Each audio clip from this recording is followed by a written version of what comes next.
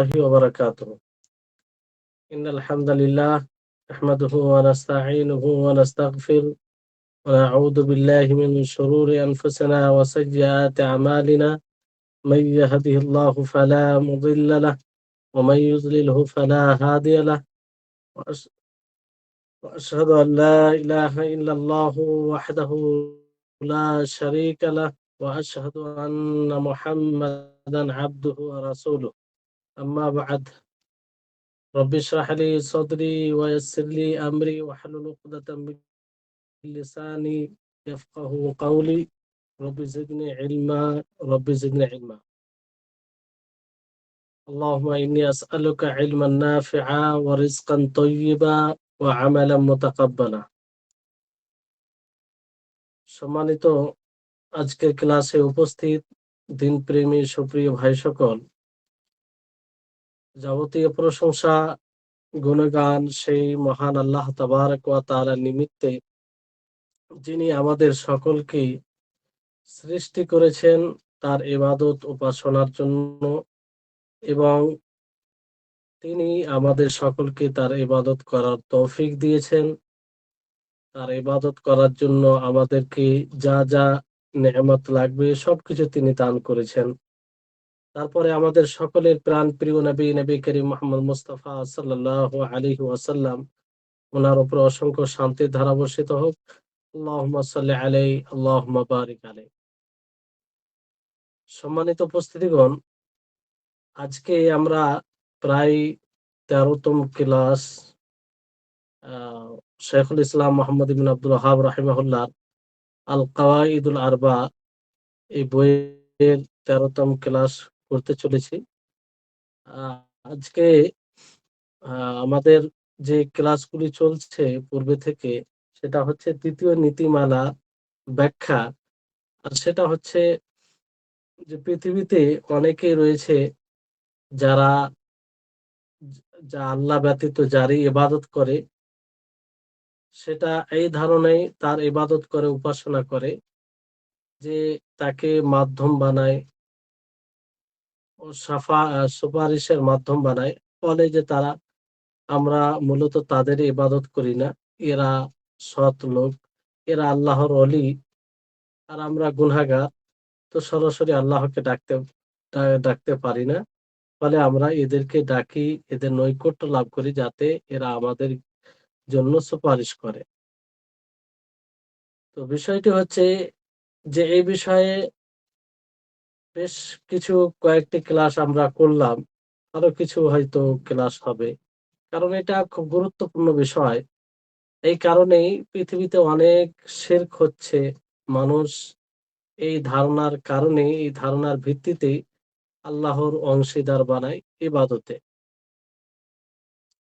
আহলুস সুন্নাহ ওয়াল জামাত তাদের একটা সুস্পষ্ট বিষয় যে তারা কখনো কবরের যেটা শরীয়ত সম্মত জিয়ারত রয়েছে, সেই জিয়ারত থেকে তারা কখনো নিষেধ করে না। কারণ এতে আখেরাতকে স্মরণ করা হয়, এবং মাইয়েত যা যারা মারা গেছে তার জন্য দোয়া করা হয়। তারা মূলত নিষেধ করে মৃত ব্যক্তি থেকে সহযোগিতা চাওয়া থেকে, তাকে প্রশ্ন করা থেকে, তাকে লাভ ও লোকসানের মালিক মনে করা থেকে, এবং তাকে সুপারিশের মাধ্যম মনে করা আহ, থেকে নিষেধ করেছেন যে তাকে সুপারিশ মনে করা যাবে না। শেখুল ইসলাম ইবনে তাইমিয়া রাহিমাহুল্লাহ তিনি বলেন যে এটা উত্তম মুস্তাহাব যে বাকিতে যারা দাফন হয়েছে কিংবা উহুদের নিকটে যারা দাফন হয়েছে তাদের জিয়ারত করা, কারণ তাদের জন্য যাতে দোয়া করা হয়, তাদের জন্য ইস্তেগফার করা হয়। কিন্তু তাদের জিয়ারতের উদ্দেশ্যে কেউ সফর করতে পারে না, সফরের উদ্দেশ্য করতে পারে না, আর না সেখানে অবস্থান করতে পারে, সালাত আদায় করতে পারে। একজন মানুষকে এটা বুঝতে হবে, মুসলিমকে বুঝতে হবে যে ইস্তেগাসা, সহযোগিতা চাওয়া, কোনটা জায়েজ আর কোনটা জায়েজ নয়। এজন্য শেখুল ইসলাম ইবনে তাইমিয়া রাহিমাহুল্লাহ স্পষ্ট করেছেন যে ইস্তেগাসা, নেতিবাচক ইস্তেগাসা মানে সহযোগিতা চাওয়া দুই প্রকার। একটা হচ্ছে মৃত ব্যক্তি থেকে সহযোগিতা চাওয়া, বিপদের সময় ফারিয়াদ করা, এটা একদম হারাম, কোনো অবস্থাতেই জায়েজ নয়। দ্বিতীয় হচ্ছে মাখলুকের কাছে সহযোগিতা চাওয়া এমন জিনিসের যেটা আল্লাহ তাবারক ওয়া তাআলা ব্যতীত কেউ শক্তি রাখে না, এটাও নিষেধ। এজন্য কারোর জন্য জায়েজ নয় এমন বিষয়ে যেটা আল্লাহ ব্যতীত কেউ শক্তি রাখে না আহ মাখলুকের কাছে চাওয়া, না কোনো নবীর কাছে চাওয়া কিংবা নবীর পরে ফারিস্তা জিন কারো কাছে চাওয়া জায়েজ নয়, যেটা একমাত্র আল্লাহ তাআলা শক্তি রাখেন। তো একমাত্র আল্লাহর কাছেই চাইতে হবে, তার কাছেই ইস্তেগাসা করতে হবে। কিন্তু অনেকেই দেখবেন যে রাসূল সাল্লাল্লাহু আলাইহি সাল্লামের নিকটে যে রাসূল সাল্লাল্লাহু আলাইহি সাল্লাম অন্যদের জন্য ইস্তেগফার করেছেন তিনি তার জীবদ্দশায়। তো এটার উপরে কিয়াস করেছেন তার মৃত্যুর পরেও, যেটা কিয়াস বাতিল।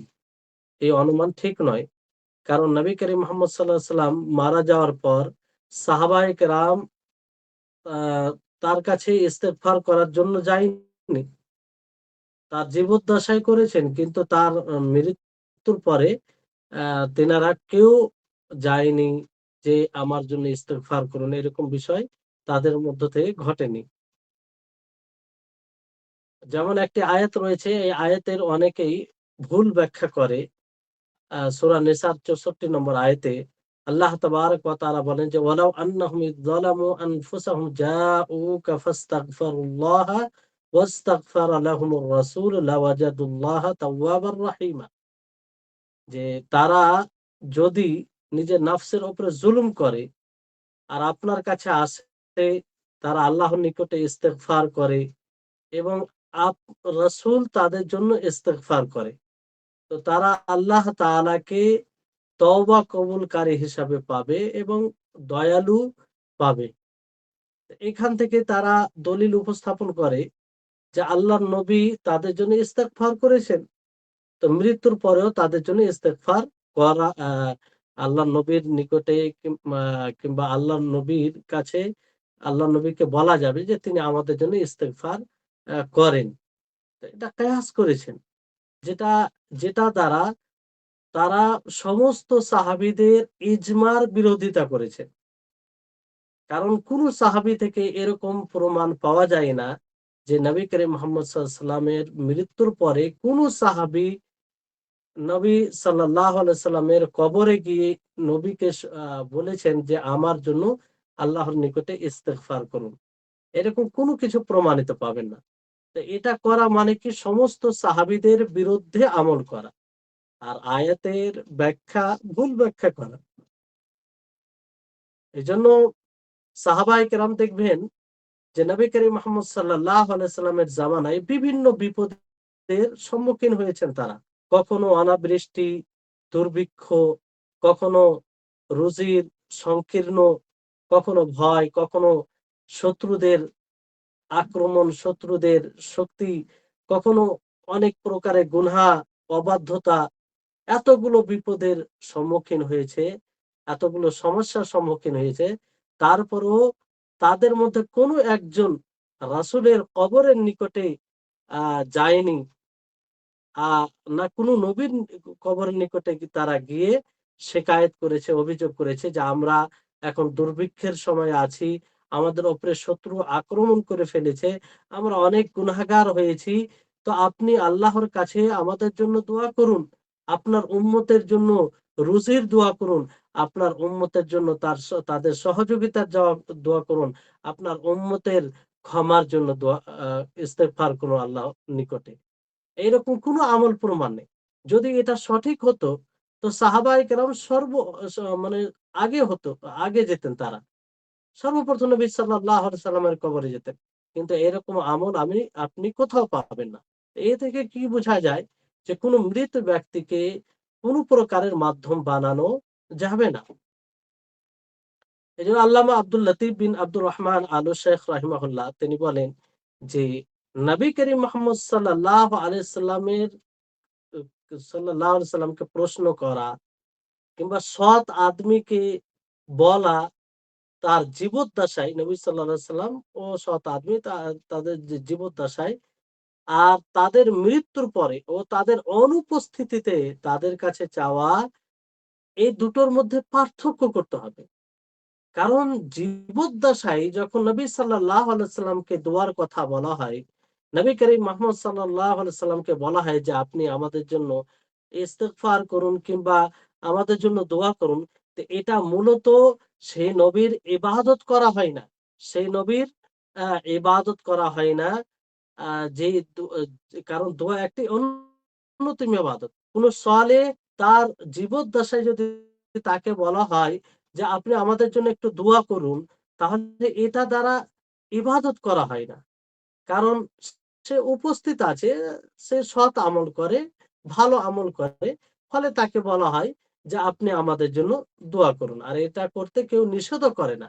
কিন্তু মৃত্যুর পরে যদি করা হয় তাহলে এটা তাদের দোয়া করা হবে।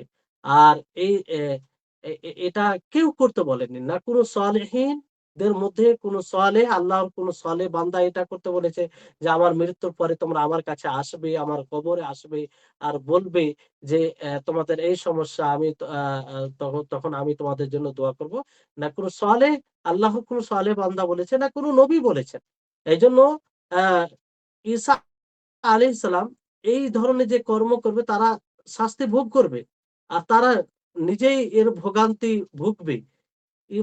ঈসা আলাইহিস সালাম তিনি কি বলেন? যে আয়াতে রয়েছে সূরা মাইদার ১১৭ নম্বর আয়াতে, "মা কুলতু লাহুম ইল্লা মা আমারতানি বিহি।" যে আমাকে যে কাজের যে হুকমের আপনি আদিষ্ট করেছেন সেই ব্যতীত আমি তাদেরকে কিছু বলিনি। আমাকে যে কথার আদিষ্ট করেছেন সেটা কি? আনি ইবুদুল্লাহ, যে তোমরা আল্লাহর ইবাদত করো যিনি আমার রব, তোমাদের রব। ওয়া কুনতু আলাইহিম শাহীদাম মা দুমতু ফীহিম, আর আমি যতদিন জীবিত ছিলাম তাদের উপরে সাক্ষী ছিলাম। ফালাম্মা তাওয়াফাইতানি কুনতা আনতা রাকীবা আলাইহিম ওয়া আনতা আলা কুল্লি শাইইন শাহীদ, আর যখন আমার মৃত্যু হলো আ তখন আপনি তাদের আ আ আ পর্যবেক্ষণকারী আর আপনি প্রত্যেকটা জিনিসের উপরে সাক্ষী। তাহলে এই যে ঈসা আলাইহিস সালামকে অনেকেই মাবুদ মনে করে, নাউজুবিল্লাহ। ঈসা আলাইহিস সালামের অনেকেই ইবাদত করে। তো এটা কি ঈসা আলাইহিস সালাম বলেছিলেন? না, তিনি বলেননি। তারপরও তারা এভাবে ইবাদত করে। তো এটার দায়ী কে? তারাই। ঈসা আলাইহিস সালাম নয়। কারণ এই কথা তিনি বলে যাননি। অনুরূপভাবে নবী করিম মুহাম্মদ সাল্লাল্লাহু আলাইহি সাল্লাম দেখেন যে আল্লাহর ইবাদতে অন্য কাউকে শরিক করা কিংবা আল্লাহর গুণে অন্য কাউকে শরিক করা, এটা কত কঠোর জিনিস। নবী করিম মুহাম্মদ সাল্লাল্লাহু আলাইহি সাল্লাম মুহূর্তে, মুহূর্তে এটা মানুষকে আ ত সতর্ক করেছেন যে এটা যেন না করে কেউ। এইজন্য দেখবেন যে একজন ব্যক্তি নবী করিম মুহাম্মদ সাল্লাল্লাহু আলাইহি সাল্লামকে বলেন যে মাশা আল্লাহু ওয়া শিতা, যে আল্লাহ যা চান এবং আপনি যা চান। তো নবী করিম মুহাম্মদ সাল্লাল্লাহু আলাইহি সাল্লাম রাগান্বিত হয়ে বললেন, আজআলতানি লিল্লাহি নিদ্দান? তুমি কি আমাকে আল্লাহর সমকক্ষ বানিয়ে দিলে? তুমি কি আমাকে আল্লাহর সমতুল্য বানিয়ে দিলে? বাল মাশা আল্লাহু ওয়াহদা, বরং তুমি বলো যে আল্লাহ এক, আল্লাহ যা চান তাই হবে। তুমি এইভাবে বলো না যে মাশা আল্লাহ ওয়া শাআ মুহাম্মদ, যে আল্লাহ এবং মুহাম্মদ যা চায় সেটা হবে। তোমরা বলে এইভাবে মাশা আল্লাহু, যে আল্লাহ যা চান, সুম্মা শাআ মুহাম্মাদান, ফির মুহাম্মদ সাল্লাল্লাহু আলাইহি ওয়াসাল্লাম আ আ চা যেটা চান। তাহলে কথার মধ্যেও আল্লাহর কর্মে, ইচ্ছায় কাউকে শরিক করা আল্লাহ তাবারাক ওয়া তাআলা পছন্দ করেন না এবং নবী সাল্লাল্লাহু আলাইহি সাল্লাম কঠোরভাবে বিরোধিতা করেছেন। অনুরূপভাবে এক জুয়াইরিয়া তিনি বলেন যে ওয়াফিনা রাসূলুল্লাহ সাল্লাল্লাহু আলাইহি ওয়াসাল্লাম ইয়ালামু মা ফি গাদ, যে আমাদের মাঝে রাসূল রয়েছেন যিনি আগামী কালকে কি হবে সেটা জানেন। তখন আল্লাহ নবী কি বলেন? দাই হাদা, এটা ছাড়ো। ওয়াকুলি মা কুনতি তাকুলিন, আর তুমি বলো যেটা তুমি বলছিলে। আ তারপরে তিনি বললেন, লা তুতরুনি কামা আতরাতিন নাসারা ইবনু মারইয়াম ফাইন্নামা আনা আবদুন ফাকুলু আবদুল্লাহি ওয়া রাসূল, যে তোমরা আমাকে আমার ব্যাপারে এত বাড়াবাড়ি করিও না যেভাবে নাসারা ইবনে মারিয়ামকে নিয়ে বাড়াবাড়ি করেছে, কারণ আমি আল্লাহর বান্দা। তোমরা বলো যে আল্লাহর বান্দা ও তার রাসূল। তাহলে এইভাবে তারপরে আ যখন কেউ ওনার নিকটে দাঁড়িয়ে পৌঁছাতো, আ তখন কি বলতে তিনি কি বলেছিলেন যে, "লা তুআজ্জিমুনি কামা তুআজ্জিমুল আআজিমু বা'দুহা বা'দান।" যে তোমরা এমনভাবে আমার মর্যাদা দিও না, যেমনভাবে আজিম, আ অনারব তারা একে অপরকে সম্মান করে। মানে শিরকি ভঙ্গিমাতে। তাহলে এ এটা থেকে কঠোরভাবে নবী করিম মুহাম্মদ সাল্লাল্লাহু আলাইহি ওয়াসাল্লাম নিষেধ করেছেন। এমনকি আনাস রাদিয়াল্লাহু তাআলা আনহু তিনি বলেন যে, "লাম ইয়াকুন শাখসু আহাব্বু ইলাইহিম মিন রাসূলিল্লাহি সাল্লাল্লাহু আলাইহি ওয়াসাল্লাম ওয়া কানু ইযা রাআউহু লাম ইয়াকুমু লাহু লাম্মা ইয়া'লামুনা মিন কারাহাতিহি লিযালিক।" যে সাহাবীদের নিকটে রাসূল সাল্লাল্লাহু আলাইহি ওয়াসাল্লামের থেকে প্রিয় কোনো মানুষ ছিল না। সবচেয়ে প্রিয় মানুষ সাহাবীদের নিকটে রাসূল সাল্লাল্লাহু আলাইহি ওয়াসাল্লাম ছিলেন। তারপরে যখন তিনারা রাসূলকে দেখতেন, তিনারা দাঁড় হতেন না। কেন? এই দাঁড় হওয়াকে তিনি অপছন্দ করতেন। তিনি কি করতেন? অপছন্দ করতেন। অনুরূপভাবে মুআদ বিন জাবাল রাদিয়াল্লাহু তাআলা আনহু একবার নবী করিম মুহাম্মদ সাল্লাল্লাহু আলাইহি সাল্লামকে সাজদা করেন। তো আল্লাহর নবী নিষেধ করেন। তারপরে বলেন, "ইন্নাহু লা ইয়াসলুহু সুজুদ ইল্লা লিল্লাহি তাআলা।" যে আল্লাহ তাআলা ব্যতীত অন্য কারো জন্য সাজদা সঠিক নয়।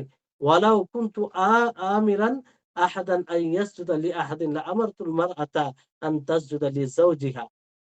যদি কারো জন্য সাজদা এটা বৈধ হতো তো আমি আ কাউকে হুকুম দিতাম। কাকে হুকুম দিতাম? কোন মহিলাকে তার স্বামীকে সাজদা করার হুকুম দিতাম।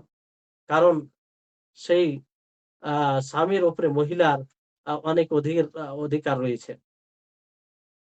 এবং মহিলার উপরে স্বামীর অধিকার রয়েছে। এই ক্ষেত্রে আল্লাহর নবী কাকে আদেশ দিতেন?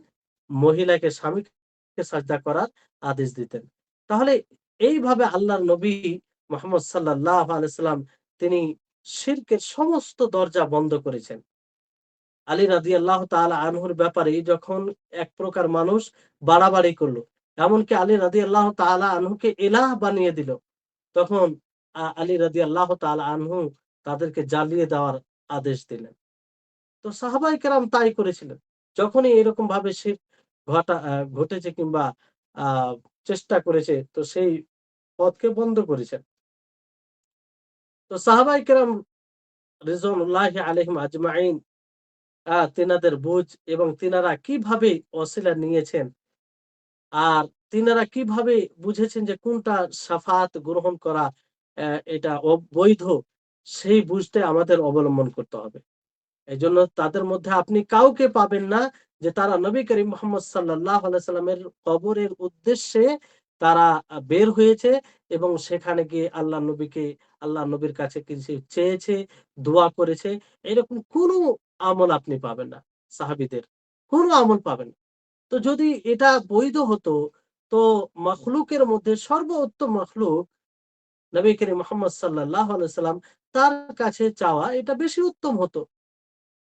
তো এখান থেকে এটা স্পষ্ট। তারপরেও মানুষ গোঁড়ামির কারণে আ এটাকে বুঝতে চায় না। সহযোগিতা চাওয়ার ব্যাপারে নবী করিম মুহাম্মদ সাল্লাল্লাহু আলাইহি সাল্লামের জীবদ্দশায় তারা নবীর কাছে সহযোগিতা চেয়েছে। এর অনেক দলিল আছে। তারা বলেছেন যে, "ইয়া রাসূলুল্লাহি, হে আল্লাহর রাসূল, আলা তাদউ লানা আলা তাস্তানসিরু লানা।"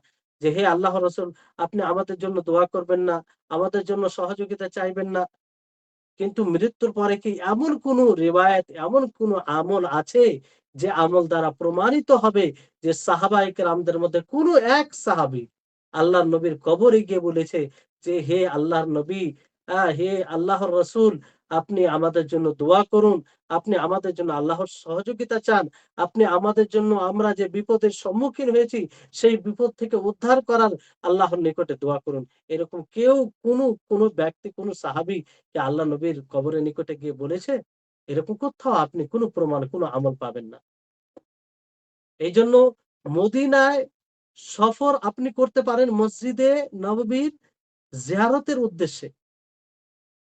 এটা তাআব্বুদান, ইবাদত এটা। এই উদ্দেশ্যে আপনি যেতে পারেন। কিন্তু কোন ব্যক্তি যদি রাসূল সাল্লাল্লাহু আলাইহি সাল্লামের কবরের আ উম উদ্দেশ্যে বের হয়, সফর করে, তো এটা হবে হারাম। শাইখুল ইসলাম ইবনে তাইমিয়া রাহিমাহুল্লাহ তিনি বলেন যে ৩ টি মসজিদ রয়েছে যার বিশেষ ফজিলত রয়েছে। কারণ সেই মসজিদগুলোকে আম্বিয়া নির্মাণ করেছেন এবং মানুষদেরকে তারা আহ্বান করেছেন তার দিকে ভ্রমণ করার প্রতি। ইব্রাহিম আলাইহিস সালাম মসজিদে হারামের দিকে আহ্বান করেছেন। সুলাইমান আলাইহিস সালাম বাইতুল মাকদিসের দিকে আহ্বান করেছেন এবং আমাদের নবী এই ৩ টি মসজিদের দিকেই আহ্বান করেছেন।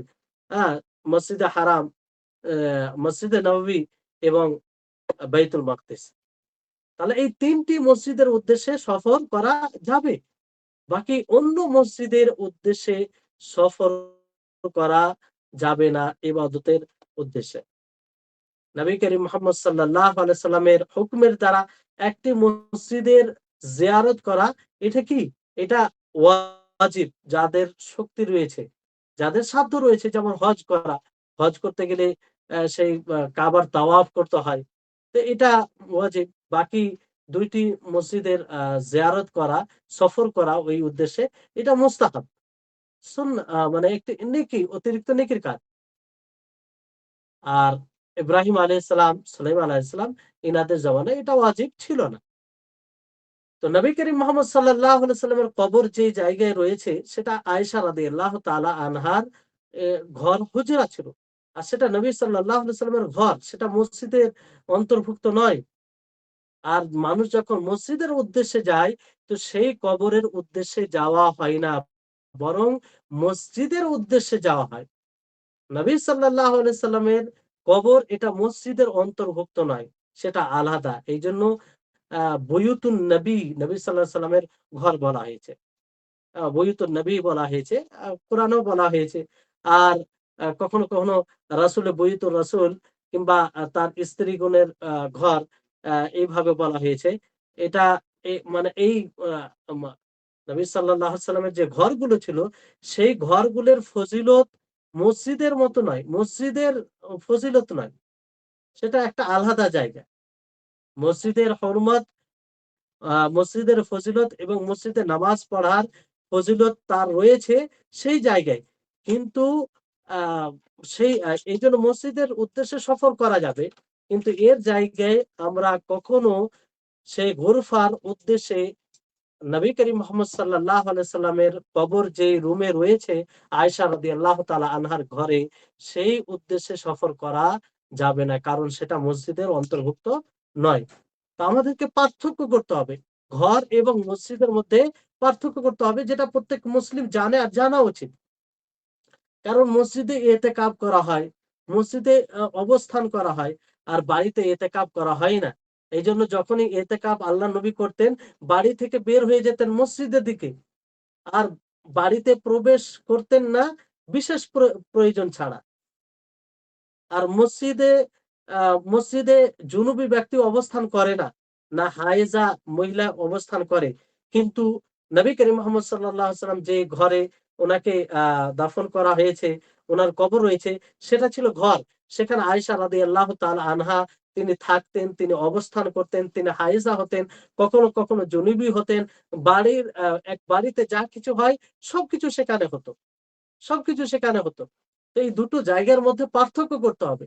তো কোনো মানুষ মসজিদের উদ্দেশ্যে যায়, তো সেই ঘরকে উদ্দেশ্য করা হয় না। অনেকে ধারণা করে যে মসজিদে উদ্দেশ্য করে সফর করে, তো সেখানে তো কবর আছে, তো তার উদ্দেশ্যে সফর করা হয়।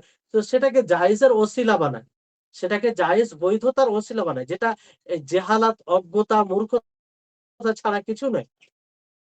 আর যেগুলো বলা হলো, আপনারা সহজেই সেটা দ্বারা আপনারা পার্থক্য করতে পারবেন। তারপরে বিষয়টি হচ্ছে যে জিয়ারত, এটি ৩ প্রকার হয়। জিয়ারত ধরেন, এক প্রকার জিয়ারত হচ্ছে কবরের জিয়ারত, যে যেটি সকল উলামা সম্মতি রয়েছে যে জিয়ারতের উপরে। আ আ সম্মতি রয়েছে এই কথার উপরে যে সেটা হারাম। সেটা জিয়ারত করা যাবে না। আর সেটা হারাম জিয়ারত। কোন জিয়ারত? যে যে জিয়ারতে গিয়ে আ মানে মাতম করে চিৎকার করা হয়, কান্না করা হয়। আর সেখানে বিভিন্ন প্রকারের শিরক করা হয়, তো এইসব জিয়ারত হারাম, সেটা জিয়ারত করা যাবে না, সকল ওলামায়ে কেরাম বলেছেন। তারপরে একটি জিয়ারত হচ্ছে মুবাহ, আত্মীয় স্বজন কেউ আহ কারো আত্মীয়, কোনো আত্মীয় রয়েছে তার কবর জিয়ারত করা, যদিও কাফির হয়, এই জন্য জিয়ারত করা যে যাতে দিল, হৃদয় নরম হয়, তার জন্য দোয়া করার উদ্দেশ্য নয়, কারণ কোনো কাফেরের জন্য দোয়া করা যাবে না। তো আখিরাতকে স্মরণ করার জন্য যাওয়া যেতে পারে, জিয়ারত করা যেতে পারে, এটা জায়েজ। আর আরেকটি জিয়ারত হচ্ছে যে জিয়ারত এই জন্য করা যে মৃত ব্যক্তিদের যারা মারা গেছে তাদের জন্য দোয়া করার জন্য, তাদের জন্য যেন দোয়া করা হয়। যেমন নবী করিম মুহাম্মদ সাল্লাল্লাহু আলাইহি সাল্লাম বাকিতে যারা দাফন হয়েছে তাদের জিয়ারত করতেন, সোহাদা তাদের জিয়ারত করতেন। আর এটা মুস্তাহাব, এটা নেকির একটা সৎ কাজ, ভালো কাজ। কিন্তু কোন আলেম বলেননি যে এই জিয়ারতের জন্য সফর করতে হবে, ভ্রমণ করতে হবে, সেটাকে উদ্দেশ্য করে বিশেষ দূর থেকে সেই জিয়ারতের জন্য আসতে হবে, এটা কোনো আলেম বলেনি, কারণ এটা হারাম, এটা হারাম। তাহলে আমাদের ভাবতে হবে, চিন্তা করতে হবে যে সর্বোত্তম জামানা সালাফে সালেহিনদের মধ্যে যে জমানাটি উত্তম ছিল, আল্লাহ নবী উত্তম বলে স্বীকৃতি দিয়েছেন। আল্লাহ নবী যে জামানায় ছিলেন সেটা সবচেয়ে উত্তম, খায়রুন নাসি কারনি সুম্মাল্লাযীনা ইয়ালুনাহুম, যে আমার জামানা সবচেয়ে উত্তম, তারপরে জামানা। আব্দুল্লাহ ইবনে মাসউদ রাদিয়াল্লাহু তাআলা আনহু হাদিস রয়েছে, তিনি বলেন যে তাদের জিয়ারত কবরে যে তারা জিয়ারত করতেন শারঈ জিয়ারত হতো, শরীয়ত সম্মত। সেই জিয়ারতে কোনো প্রকারের শিরক হতো না, কোনো প্রকারের বিদআত হতো না। শেখুল ইসলাম ইবনে তাইমিয়া রাহিমাহুল্লাহ তিনি বলেন যে আহ, সেই তিনটি জামানায় সাহাবী, তাবেইন, তাবে তাবেইন, হ্যাঁ, এনাদের জামানায় আপনি কাউকে পাবেন না যে তারা কোন নবীর কবরে গিয়ে, কোন সালেহিনের কবরে গিয়ে, কোন সৎ আল্লাহর ওলির কবরে গিয়ে তার কাছে কোনো জিনিস চেয়েছে, তার কাছে দোয়া করেছে, এরকম কিছুই পাবে না। না তারা সেই কবরের দিকে ভ্রমণ করেছে, সফর করেছে, বরং তারা মুমিনদের কবরের জিয়ারত করেছে, তাদের উদ্দেশ্য তাদের জন্য দোয়া করা, তাদের জন্য দোয়া করা, না তাদের কাছে দোয়া, এটা উদ্দেশ্য ছিল না, বরং বরং তাদের জন্য আল্লাহর কাছে তারা দোয়া করত। তো এই ছিল উত্তম জামানায় তাদের আমল। আর বর্তমান সময়ে কি হয়েছে যে মানুষ এই জিয়ারতের নাম দিয়ে তাদের ইবাদত করে, তাদের নৈকট্য লাভ করে, সেই কবরের নিকটে অবস্থান করে, সেই কবরে তাওয়াফ করে, সেই কবরে গিয়ে চাদর চড়ায়, সেই কবরের পাশে গিয়ে মানত করে, সেই কবরে গিয়ে আহ প্রাণী জবাই করে। এগুলো কি? এগুলো শরীয়তের নামে কলঙ্ক। আল্লাহর শরীয়তকে তারা বিকৃতি করেছে, তারা আল্লাহর উপরে মিথ্যা অপবাদ লাগিয়েছে। যে বিষয়গুলোকে, যে আহ, যে জিনিসগুলোকে আল্লাহ তাআলা উৎখাত করার জন্য আম্বিয়া রসুল প্রেরণ করেছেন, আল্লাহ তাআলা আসমানি কিতাব নাজিল করেছেন, আর সেগুলোই তারা করে এটাকে দ্বীনের নাম দিচ্ছেন, দেওয়া হচ্ছে, হচ্ছে আর বলছে যে এটাই দ্বীন। কত বড় আল্লাহর উপরে মিথ্যা অপবাদ! আর শরীয়ত রচনা, তারা নিজে শরীয়ত রচনা করে। তো যারা কবর পূজারী এইভাবে এই কর্মগুলো করে, অবশ্য তারা কবর পূজা করা হয়, তাদের কবরে ইবাদত করা হয়, যদিও এই ভাষাটি তাদেরকে খারাপ লাগে, কিন্তু বাস্তব এটাই যে এইভাবে কবরে ইবাদত ছাড়া কিছুই হয় না। তারা এই তাদেরকে একটু ভাবা উচিত যে আল্লাহ তাবারক ওয়া তাআলা কোরআনে কিছু আয়াত রয়েছে যেগুলোতে আল্লাহ তাআলা স্পষ্ট করেছেন, আর তারা কিছু দলিল উপস্থাপন করেছে, তাই সেই আয়াতগুলোর ভুল ব্যাখ্যা দিয়ে। যেমন আল্লাহ তাবারক ওয়া তাআলা সূরা ইসরার ৫৬-৫৭ নম্বর আয়াতে বলেন, "কুলিদউল লাযীনা যা'আমতুম মিন দুনিহি ফালা ইয়ামলিকুনা কাশফা যুররি আনকুম ওয়ালা তাহওয়িলা উলাইকা আল্লাযীনা ইয়াদউনা ইয়াবতাগুনা ইলা রাব্বিহিমুল ওয়াসিলা আইয়ুহুম আকরাবু ওয়া ইয়ারজুনা রাহমাহ ওয়া ইয়াখাফুনা আযাবাহু ইন্না আযাবা রাব্বিকা কানা মাহযুরা।" হে নবী, আপনি বলুন যে আল্লাহ ব্যতীত তো যাদেরকে তোমরা ডাকছো তারা তো নাফা নোকসান কিছুই দূর করতে পারে না। মানে আ লস যেটা, ক্ষতি যেটা সেটা তারা দূর করতে পারে না। দূর করার মালিক নয়। আর না পরিবর্তন করার মালিক তারা। এরাই তারা যাদেরকে তারা ডাকে তারা তো আল্লাহর নিকটে ওসিলার সন্ধান করে। যে তাদের মধ্যে কে আ সবচেয়ে বেশি নিকটবর্তী হবে। আর তারা আল্লাহর রহমতের আশা করে, তার আযাবকে ভয় করে। আর আল্লাহ তাবারাক ওয়া তাআলার আযাব আ সেটা আ ভয়ভীত। তো বিষয়টি হচ্ছে যে যাদেরকে তারা ডাকে তারা তো আল্লাহর নিকটে ওসিলার সন্ধান করে। তারা আল্লাহর রহমতের আশা করে, তারা আল্লাহর আযাবকে ভয় করে। এটা ফের কোন ধরনের কাজ যে তাদেরকেই ডাকা হচ্ছে যারা নিজেই আল্লাহর নিকটে ওয়াসিলার সন্ধান করে। তো এই ওয়াসিলা থেকে তারা বলে যে এই আয়াতে বলা হয়েছে যে ওয়াসিলার সন্ধান করা। যে তারা ওয়াসিলার সন্ধান করত। কিন্তু আসলে এই ওয়াসিলার অর্থ কি? এর ব্যাখ্যা কি? সাহাবায়ে কেরাম এই আয়াত থেকে কি বুঝেছেন? মুফাসসিরিনে কেরাম যিনারা আ মা প্রখ্যাত এই তাফসিরে তারা কি ব্যাখ্যা করেছেন? তো এখানে ওয়াসিলা বলতে এটা শারঈ ওয়াসিলা। আল্লাহর তাওহীদ, আল্লাহর একত্ববাদ, আল্লাহর কাছেই দোয়া করা। তার সাথে অন্য কাউকে শরীক না করা। তার দিকেই ধাবিত হওয়া, তার জন্যই সৎ আমল করা। মাখলুককে ওয়াসিলা বানানো নয়। আল্লাহ এবং মাখলুকের মাঝে কাউকে ওয়াসিলা বানানো এটা উদ্দেশ্য নয়। এজন্য এই আয়াতে যে নাজিল হয়েছে প্রেক্ষাপট, সাবাবে নজুল, আয়াত নাজিল হওয়ার কারণ যদি জানতে পারেন তাহলে আরো বিষয়টি স্পষ্ট হবে। আব্দুল্লাহ ইবনে মাসউদ রাদিয়াল্লাহু তাআলা আনহু তিনি বলেন যে আম মানুষের একটি জমাত জিনের ইবাদত করত। জিনের একটি জামাতের ইবাদত করত। তো জিনের একটি জামাত ইসলাম গ্রহণ করে। তো মানুষ কি করে? তাদের ইবাদত করতে আরম্ভ করে।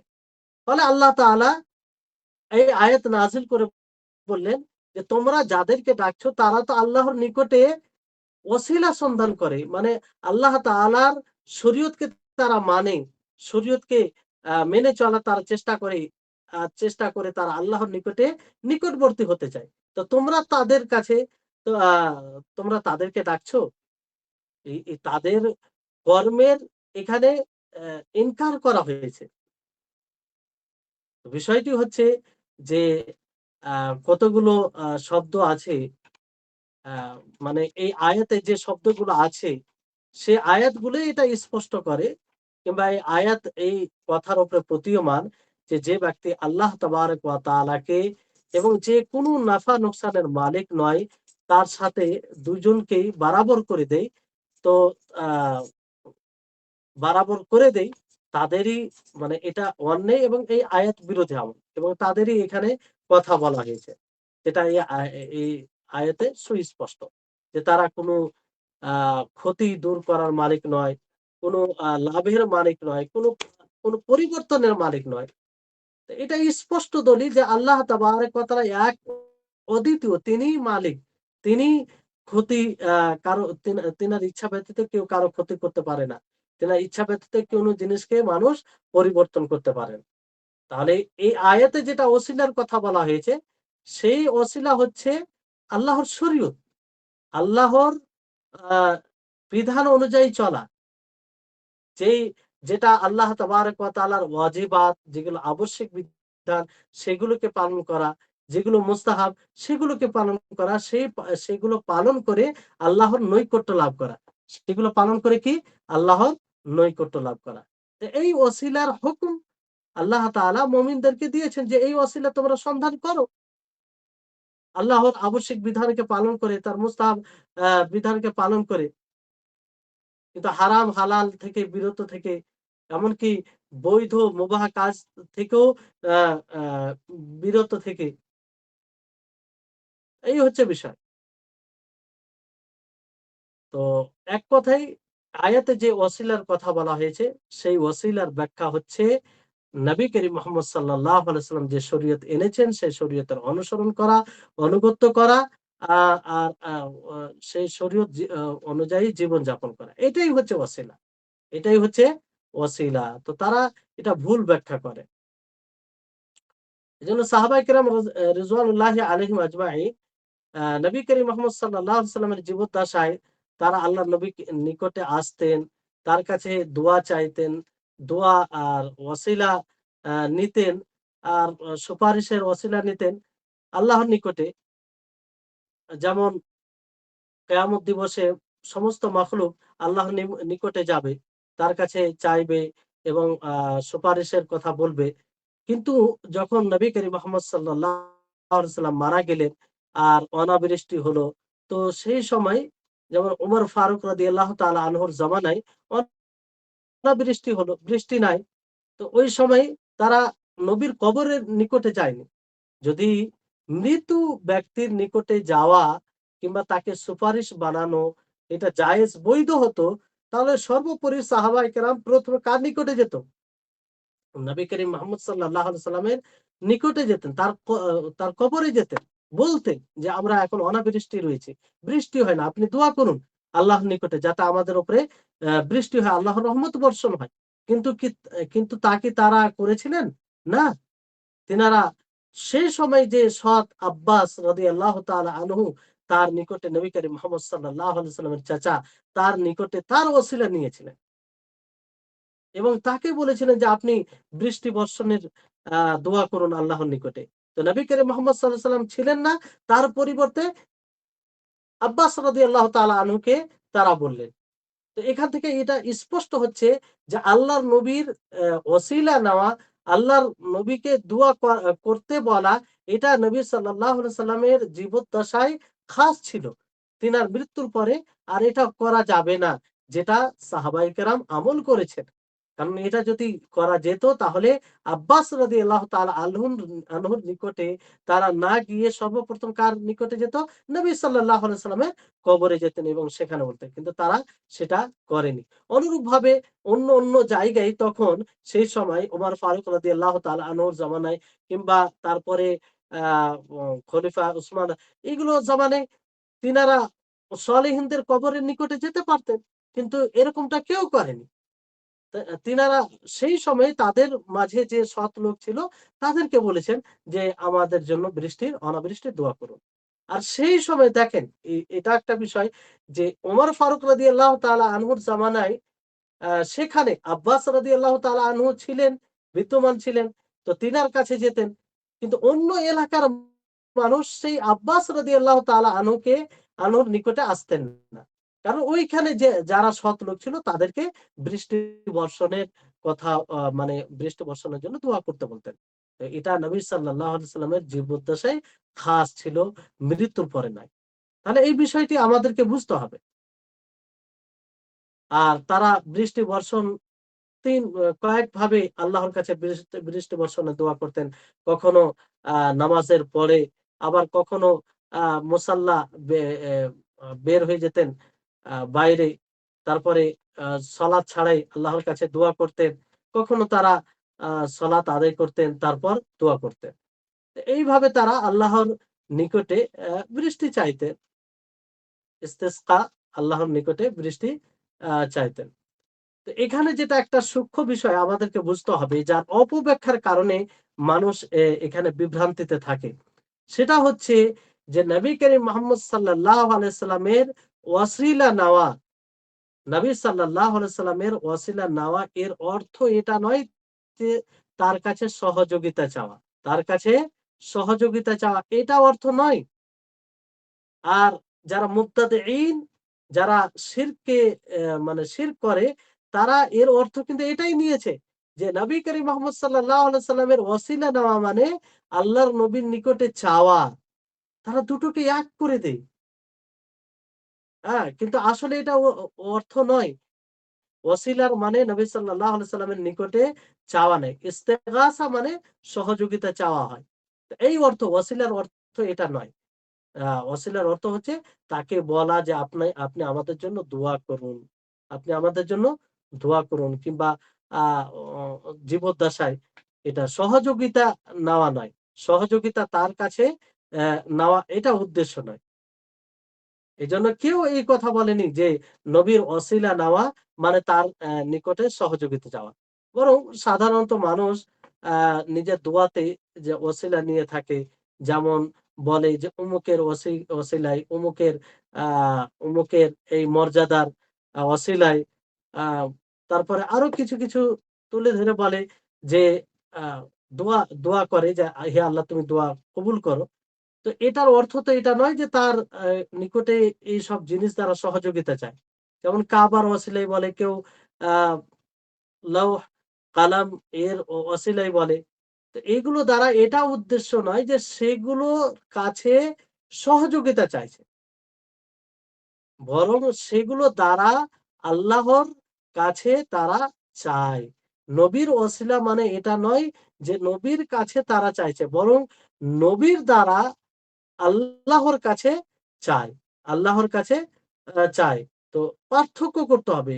মাদউ মাদ মাদউ এবং আ মাদউই এবং মাদউয়া, এই দুটোর মধ্যে পার্থক্য করতে হবে। মাদউ বিহি এবং মাদউ দুটোর মধ্যে পার্থক্য করতে হবে। যে একটা জিনিস দ্বারা চাওয়া হয়, একটা জিনিস দ্বারা দোয়া করা হয়। আর যার কাছে দোয়া করা হয়, এই দুটোর মধ্যে পার্থক্য করতে হবে। তো ওসিলায় দোয়া করা, নবীর ওসিলায় দোয়া করা মানে সেটা মাদউ বিহি, মাদউ নয়। মাদউ তখন কে হবে? মাদউ হবে আল্লাহ তাআলা। আল্লাহর কাছে দোয়া করা হয়। আল্লাহর কাছে দোয়া করা হয়। আর নবীর ওসিলায় দোয়া করা মানে কি? নবীর ওসিলায় দোয়া করা মানে আ তার তার ওসিলায় দোয়া করা মানে তার দ্বারাই দোয়া করা, তার কাছে সহযোগিতা নয়। তাহলে এই দুটির মধ্যে পার্থক্য করতে হবে। অনেকেই বলে নবীর ওসিলায় দোয়া মানে নবীর কাছে সহযোগিতা চাওয়া, যেটা একদম ভুল অর্থ।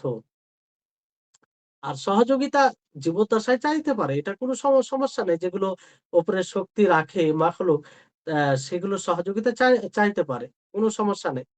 আ যেটা কোরআনে প্রমাণিত আছে। আল্লাহ তাবারাক ওয়া তাআলা যেমন সূরা মাইদায় বলেন যে, "ওয়া তাআওয়ানু আলাল বিররি ওয়াত তাকওয়া", যে তোমরা তাকওয়ার উপরে আর সৎ কাজের উপরে একে অপরের সহযোগিতা করো।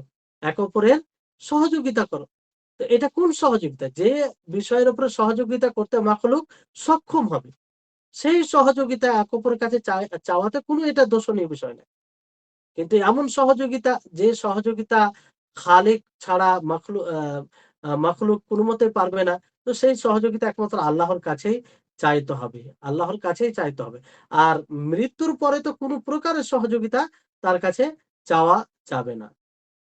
তো এই হচ্ছে বিষয়। তো যারা মুশরিকিন, যারা শিরক করে, যাদের হৃদয়ে বক্রতা রয়েছে, তারা এই ওয়াসিলার অর্থকে বিকৃতি করেছে। তারা ওয়াসিলার অর্থ নিয়েছে যে আল্লাহর নবীর নিকটে চাওয়া, আল্লাহর নবীর নিকটে ইস্তেগাসা করা, যেটা একদম ভুল অর্থ, যেটা একদম ভুল অর্থ। ওসিলা, নবীর ওসিলায় দোয়া করা মানে সাহাবায়ে কেরাম নবীর ওসিলা নিতেন। তার মানে আল্লাহর নবীকে বলতেন যে, "হে আল্লাহর নবী, আপনি আমাদের জন্য দোয়া করুন আল্লাহর নিকটে।" এর ওসিলা নিতেন। এটা ওসিলার অর্থ। তারা এটা বলতেন না যে, "আপনি বৃষ্টি বর্ষণ করুন। আপনি আমাদের এমন জিনিসের সহযোগিতা করুন, যেটা কেউ সহযোগিতা করতে পারে না, আপনি করুন।" এইটা নয়, এটা উদ্দেশ্য নয়। কিন্তু মুশরিকিন যারা, যারা শিরক করে, যারা মানে এই ধরনের কাজ করতে চায়, নিজের কাজকে বৈধতার স্বীকৃতি দিতে চায়, তারা বলে যে ওসিলা মানে এটা। যেটা একদম ভুল ব্যাখ্যা, যেটা একদম ভুল ব্যাখ্যা। আর সর্বোপরি আমাদেরকে মনে রাখতে হবে যে, যেকোনো শব্দের অর্থ যেটা কোরআন হাদিস দ্বারা প্রমাণিত হবে, সেটাই অর্থ প্রযোজ্য হবে। মানুষের বানানো অর্থ নয়। তো সেই সাহাবায়ে কেরাম নবী সাল্লাল্লাহু আলাইহি সাল্লামের যে ওসিলা নিতেন, তো সেই ওসিলা কোন অর্থে সাহাবায়ে কেরাম ব্যবহার করেছেন? কোরআনে কোন অর্থে ব্যবহার হয়েছে? সেই অর্থটা নেওয়া হবে। এটা অর্থ নয় যে যারা পরবর্তী সময়ে আ স্বার্থন্বেষী লোকেরা একটা আ অর্থ বানিয়ে দিয়েছে, সে অর্থ নেওয়া হবে না। তাহলে বিষয়টা হচ্ছে যে আ একজন মুতাওয়াসসিল, ওসিলা অবলম্বনকারী আ ওসিলা নিবে আল্লাহ তাবারাক ওয়া তাআলার হুকমের, আল্লাহর উপরে ঈমান এনে রাসূল সাল্লাল্লাহু আলাইহি সাল্লামের ঈমান এনে তাকে ভালোবেসে তার অনুসরণ করে, তার সাথে বন্ধুত্ব করে এবং তার উপরে দরুদ পাঠ করে তার তিনি যে শরীয়ত দিয়ে গেছেন সেই শরীয়ত অনুযায়ী জীবন যাপন করে এটা ওসিলা নিতে হবে যে ওসিলার আল্লাহ তাআলা আদেশ দিয়েছেন। আল্লাহ তাবারাক ওয়া তাআলা কি বলেন? সূরা মাইদার 35 নম্বর আয়াতে ইত্তাকুল্লাহ ওয়াবতাগু ইলাইহিল ওয়াসিলা, যে তোমরা আল্লাহকে ভয় করো এবং তার নিকটে ওসিলা সন্ধান করো। তার নিকটে কি সন্ধান করো? ওসিলা সন্ধান করো। ওসিলা এটা যেটা আপনাদেরকে বলা হলো। তাহলে এই বিষয়টি ক্লিয়ার হতে হবে। তাহলে আশা করি আপনারা বিষয়টি বুঝতে পেরেছেন যে নবী করিম মুহাম্মদ সাল্লাল্লাহু আলাইহি সাল্লামের জীবদ্দশায় তারা এইভাবে বলতেন যে আপনি আমাদের জন্য দোয়া করুন, আপনি আমাদের জন্য সুপারিশ করুন। হ্যাঁ? যেমন আ একজন সাহাবী কি জান্নাতের কথা বলছিলেন তো বললেন যে আমিও যেন তাদের মধ্যে হয়। তো আল্লাহর নবী কি বললেন যে তুমি তাদের মধ্যে। তো এটা জীবদ্দশায় তার কাছে সুপারিশ দেওয়া, সুপারিশ চাওয়া এটা ছিল। কিন্তু মৃত্যুর পরে এরকম কোনো আ বৈধতা নেই। সাহাবায়ে কেরামের কোনো আমল এরকম পাবেন না যে নবী করিম মুহাম্মদ সাল্লাল্লাহু আলাইহি সাল্লামের মৃত্যুর পরে তারা কবরের নিকটে গিয়ে এই ধরনের কিছু তারা বলেছেন। তাহলে এই হচ্ছে বিষয়। তাহলে একটি বিষয় পয়েন্ট বলে আ আজকে ক্লাস শেষ হবে। আ বিষয়টি হচ্ছে যে আ তো থাক তাহলে। তো ইনশাআল্লাহ আমরা আগামী ক্লাসে আবার ওসিলা সম্পর্কে আ গুরুত্বপূর্ণ বিষয় কিছু আছে যেগুলো আমরা আগামী ক্লাসে জানবো। যেই ওসিলার কারণে মানুষ ভ্রান আ বিভ্রান্তিতে রয়েছে কিংবা এই ওসিলার কারণেই আ শিরক করে। আ মৃত ব্যক্তিদের কাছে চায়, মৃত ব্যক্তিদের জন্য এমন কিছু করে যেগুলো একমাত্র আল্লাহ তাবারাক ওয়া তাআলার জন্য করা হবে।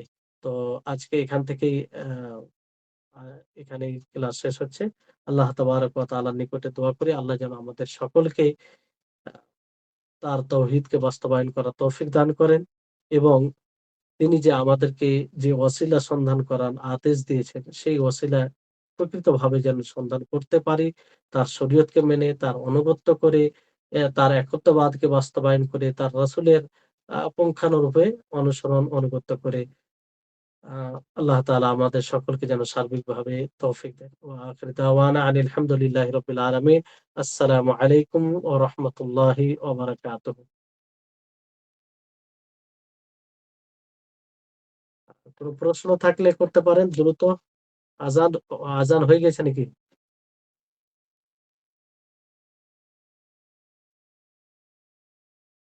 হ্যাঁ।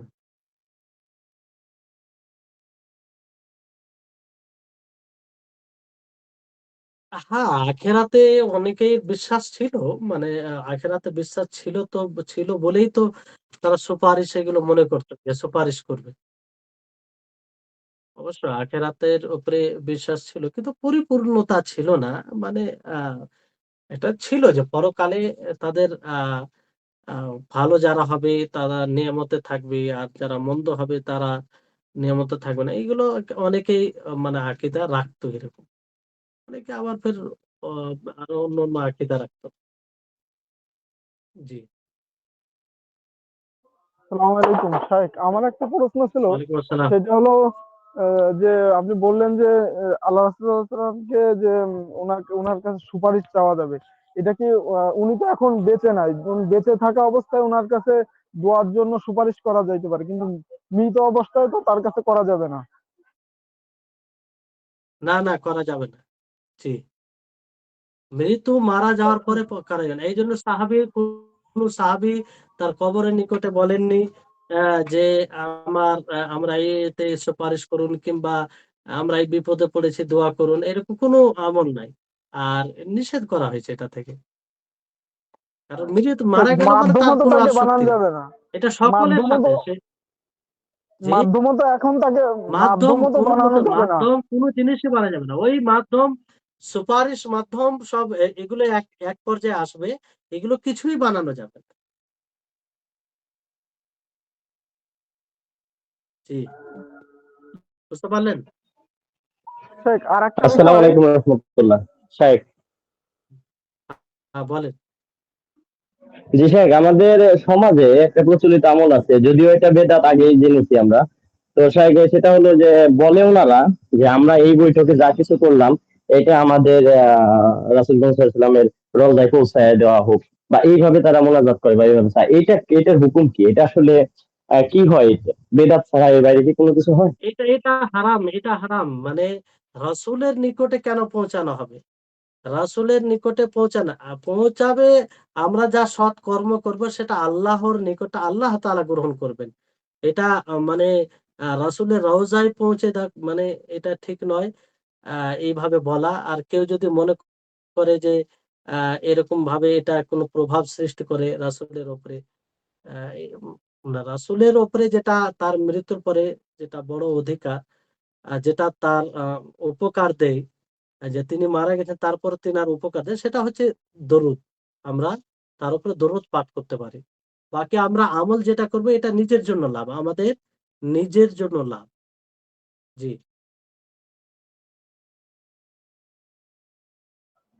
আসসালামু আলাইকুম শাহেখ।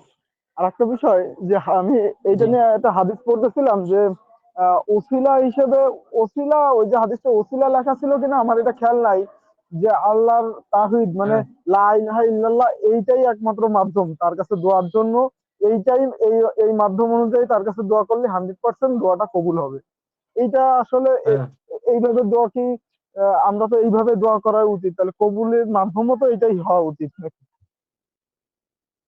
এখানে লা ইলাহা ইল্লাল্লাহ ওয়াসিলা বলতে এটা বোঝানো হয়েছে যে তার কাছেই দোয়া করবে, মধ্যে কাউকে মাধ্যম বানাবে না। মাধ্যমের একটা দিক আছে।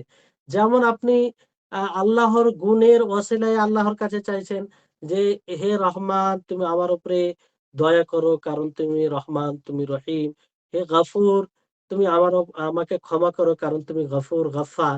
তো এই যে নামের ওয়াসিলা না, এটা এক প্রকার নামের ওয়াসিলা নেওয়া।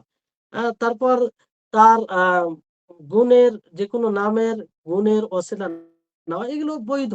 বাকি লা ইলাহা ইল্লাল্লাহর ওসিলা নেওয়া মানে কি, যে তার নিকটেই চাওয়া, তার নিকটেই চাওয়া। লা ইলাহা ইল্লাল্লাহ মানে এটাই যে আল্লাহ ছাড়া সত্য কোনো মাবুদ নেই, ইবাদতের উপযুক্ত আল্লাহ তাআলা। তো তারই ইবাদত করতে হবে এবং তারই ইবাদত একটি দোয়া। তো দোয়া তার কাছেই করতে হবে, তার কাছেই চাইতে হবে। জি। জাযাকাল্লাহ খায়ের।